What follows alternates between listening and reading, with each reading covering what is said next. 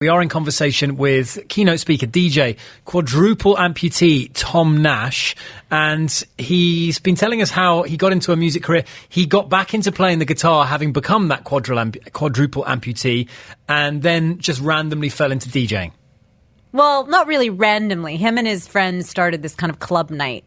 So he did kind of just go up there without being prepared. And he sort of learned how to DJ. He DJed for the first time in front of 600 people. I'd say that's pretty random. I'm going to stick to my guns on that one. He chose it, though. And, you know, again, we mentioned there what his life has been like with hooks and how he's had to think about doing things differently. You know, he did say circular doorknobs can be quite difficult for him, for example. Sure, yeah, I can imagine. But what he does is he tends to not try to do things the same way people with hands would do them. He tries to sort of think about a new way to do it with the hooks that he has. And he did say that the look does help him impress kids because they do come up to him often and ask him if he's a pirate. Typically, I always am asked if I'm a pirate or a robot.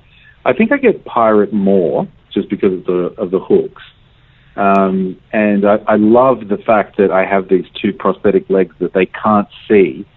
And then when I tell them that I am a pirate, they usually distrust me. They're like, "No, you're not a pirate. I've seen them on TV." You know, and I said, "Well, what about this?" And I'll just pull up the scuff of my ankle and I'll show them a prosthetic leg.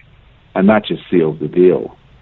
Please tell me that he told you that he tells them that it was attacked by a crocodile. Oh, you know what? I bet he has a different story every single time. We didn't get into it, but knowing from the little bit I got to sense of his personality, I'm sure he has as much fun with it as he possibly can. Nice. I'm sure every time it's a more elaborate story. But yeah, he did say it's a bit harder with adults sometimes. And that's one of he is a really funny guy. I mean, it was a really nice time chatting with him. And adults can get a little bit awkward sometimes about these things.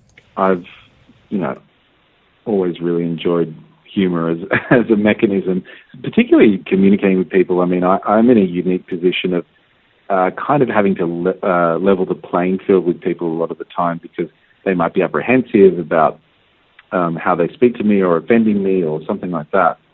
And I have very little time for that kind of stuff. So I rarely will sit around and say like, "Oh, don't worry about saying this, don't worry about saying that." I think the most effective thing to do is just to poke fun at yourself or poke fun at them, whatever it is, because I think that as soon as you invoke humor, then you can allow people to be a bit more on your level and feel like they can ask and talk to you about anything.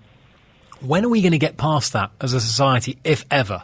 You know what it is? It's like you're being overly cautious because you think, okay, this person is a quadruple amputee. I don't want to make them feel like that's all I see in them. I think it's understandable on both sides. You don't want to make it seem like, listen, this is all I'm noticing about you. But then the person on the other side of that is like, I know what you're thinking. Let's just kind of get this out of the way and address it really quickly. And it's almost like unfairly almost. The onus is on, in this case, the quadruple amputee to break the ice. Right. Because the person they're in conversation with is not going to do that for fear of offending them. Exactly.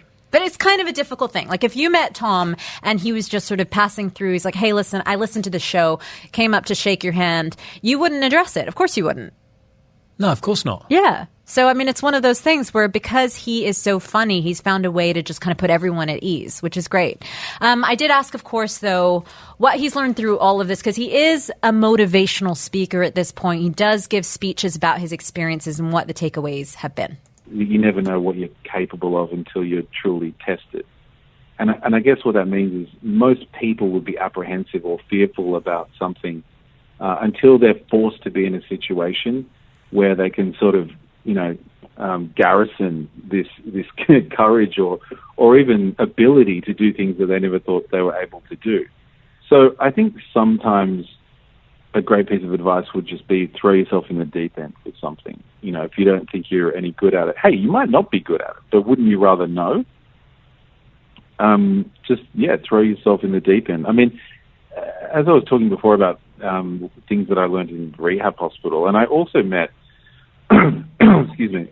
I also met a bunch of other people while I was in rehab hospital who also had disabilities and who struggled with different obstacles.